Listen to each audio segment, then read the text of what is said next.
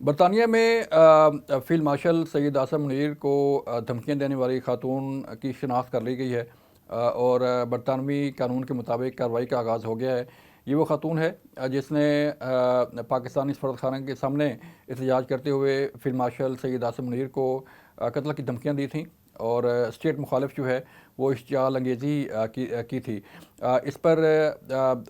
جو ہے وہ پاکستانی حکومت کی طرف سے احتجاج کے بعد، ڈیمارش کے بعد جو ہے وہ خبریں یہ آ رہی ہیں کہ برطانیہ میں کارروائی کا آغاز کر دیا گیا ہے۔ اس خاتون کی شناخت کر لی گئی ہے، اور اس خاتون کا تعلق واسطہ پاکستان میں کہاں پہ ٹھکانہ ہے، کہاں پہ گھر ہے، فیملی ٹری کیا ہے، فیملی میں کون کون سے لوگ شامل ہیں، کب وہاں پہ مقیم ہوئی، برطانیہ گئی اور وہاں پہ کیا کرتی ہے، یہ ساری تفصیلات جو ہے وہ اکٹھی کر لی گئی ہیں، اور برطانوی حکام جو ہے اس پر تحقیقات کر رہے ہیں۔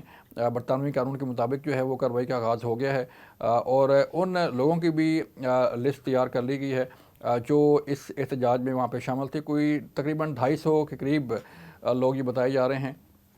کہ جو اس احتجاج میں شامل تھے، جنہوں نے پاکستان مخالف تقاریر کی، اسٹیٹ کے خلاف جو ہے وہ اشتعال انگیزی کی، اور اشتعال انگیزی کر کے جو ہے وہ لوگوں کو ورگلانے کی کوشش کی پاکستان کے خلاف اور پاکستانی حکام کے خلاف جو ہے۔ اب چونکہ یہ ایک ڈائریکٹ اشتعال انگیزی تھی، اور ثانیہ 9 میں بھی آپ کے علم میں ہے کہ یہ اشتعال انگیزی کے تھرو ہی جو ہے وہ ملٹری انسٹالیشن پر حملے کیے گئے تھے۔ پلان کے تحت پورے ملک میں ایک ہی وقت میں ملٹری انسٹالیشن کو نشانہ بنایا گیا تھا، اور یہی اب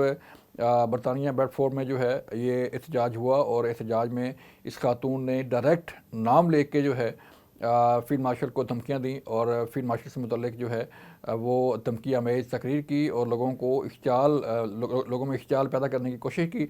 تاکہ جو ہے وہ کسی کو نقصان پہنچایا جا سکے۔ لیکن اس کو پاکستانی حکام نے اس پر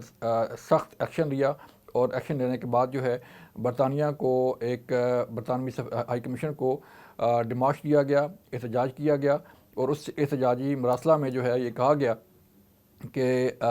پاکستان کے خلاف برطانیہ کی سرزمین استعمال ہو رہی ہے، اور برطانیہ کی سرزمین کو پاکستان کے خلاف استعمال ہونے سے روکا جائے، اور ان لوگوں کے خلاف کارروائی کی جائے جو اس میں ملوث ہیں۔ تو یوں اس کارروائی کا آغاز ہو گیا ہے۔ اس خاتون کی شناخت ہو گئی ہے، اس کے ساتھ جو لوگ تھے ان کی شناخت ہو گئی ہے، شجاعت اکبر کا جو رول تھا ان کی وہ بھی اس پہ بھی تحقیقات ہو رہی ہیں، اور جو لوگ اس میں ملوث تھے ان کے خلاف کارروائی کا آغاز